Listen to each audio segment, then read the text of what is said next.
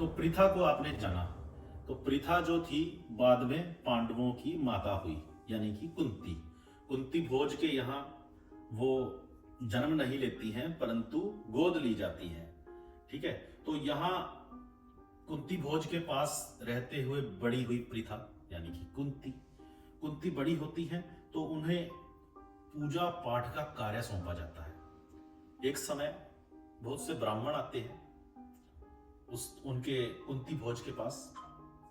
बहुत ब्राह्मणों का आदर करने वाले राजा थे कुंती भोज।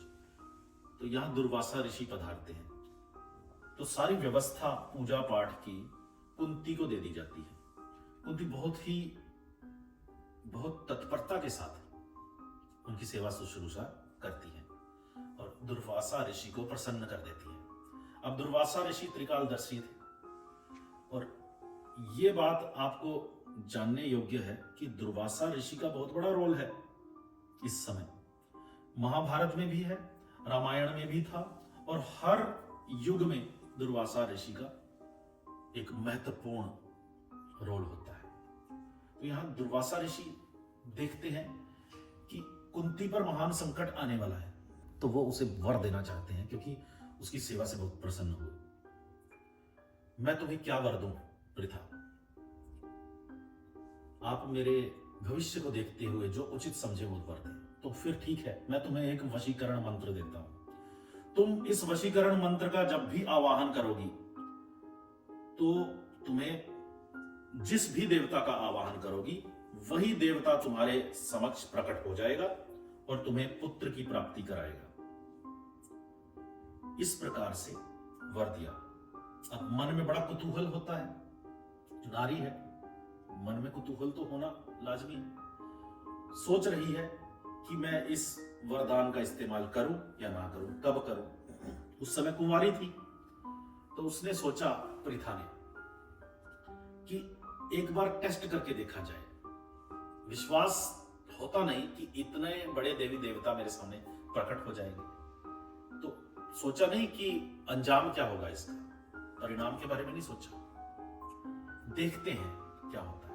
तो जवान तो हो ही चुकी थी। उधर वार्ता चल रही है कुरुदेश में कि अब पृथा को हम उपयुक्त समझते हैं पांडु के लिए, गांधारी को, गांधार देश की राजकुमारी है, उसको उपयुक्त समझते हैं धृतराष्ट्र के लिए।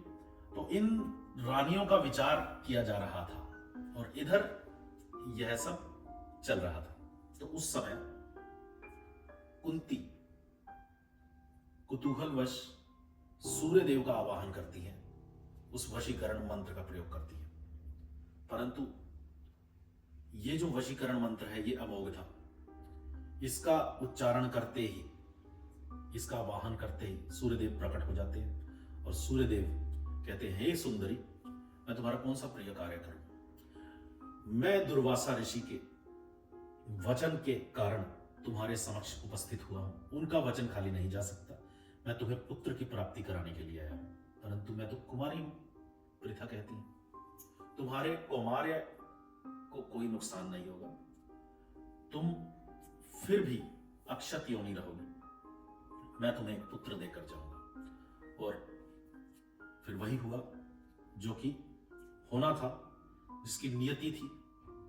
यहां पर एक पुत्र का, तत्काल ही एक पुत्र का जन्म होता है, वो जो तेजस्वी था, वही अंगराज कर्ण जिसको बोलते हैं। यहाँ कर्ण का जन्म सूर्य के कारण होता है, क्योंकि सूर्यदेव की उन्होंने पूजा की थी, सूर्यदेव का आवाहन किया था माता कुंती ने। परंतु अभी कुंवारी थी, इसलिए यह कलंक नहीं लेना चाहती थी कि बिना ही विवाह के पुत्र हो गया। कौन मानेगा कि सूर्यदेव आकर पुत्र देकर चले गए?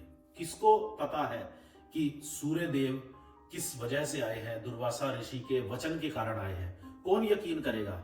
सब लोग तो एक कुंवारी कन्या के हाथ में एक नवजात शिशु को देखकर यही समझेंगे कि ये कहां से आया है, इसका पिता कौन है। तरह तरह के सवाल पूछे जाएंगे, परंतु इस बात का विचार कोई नहीं करेगा कि ये सूर्यपुत्र है, ये अंगराज कर्ण सूर्यपुत्र है। तो कोई इस बात पर विश्वास नहीं करेगा। यही सोचते हुए उस पृथा ने उस छोटे से नवजात शिशु को एक नदी में बहा दिया, उसको एक टोकरी में रखकर, अच्छी सी टोकरी में रखकर, सुरक्षित रखकर उसको वहां से बहा दिया, प्रवाहित कर दिया कि इसे कोई ना कोई जरूर अपना लेगा।